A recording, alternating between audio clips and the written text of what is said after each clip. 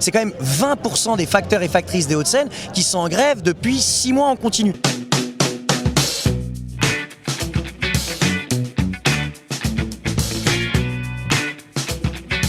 La grève, elle est partie sur le refus en fait, de mon licenciement, mais c'est élargi sur nos conditions de travail. Vous vous rendez compte qu'en fait, il n'y a plus de sens qui est donné aujourd'hui au boulot qui est fait.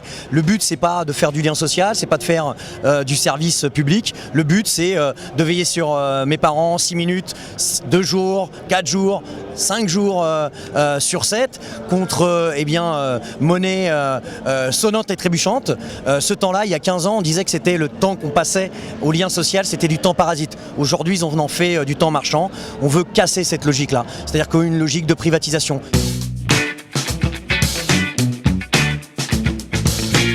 Faire grève en illimité sans caisse de grève, c'est un peu comme faire du camping sans tente. C'est sympa, mais c'est un peu risqué. Donc ça nous paye pas nos grèves, mais ça nous permet de montrer à la direction de la Poste qu'elle n'a pas intérêt en fait à laisser pourrir les choses. Tout ça, ça nous donne de la force, de l'espoir. Des usagers, des organisations syndicales, politiques associatives, qui à un moment donné nous montrent qu'elles nous soutiennent. Que la direction de la Poste au niveau départemental, au niveau national, elle flippe que l'on gagne, parce qu'elle est flippe que ça donne en fait envie aux autres, confiance sur le fait que bien évidemment c'est possible de gagner par la lutte.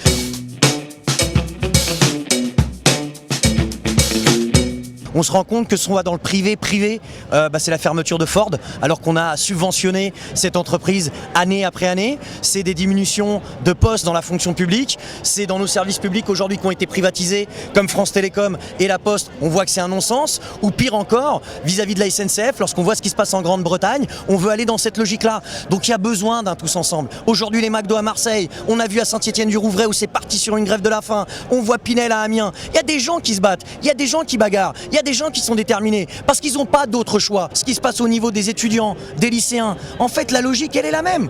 On nous défonce nos conditions de travail au niveau du boulot et à l'entrée de l'université, on précarise au maximum les étudiants en fonction de leur origine sociale.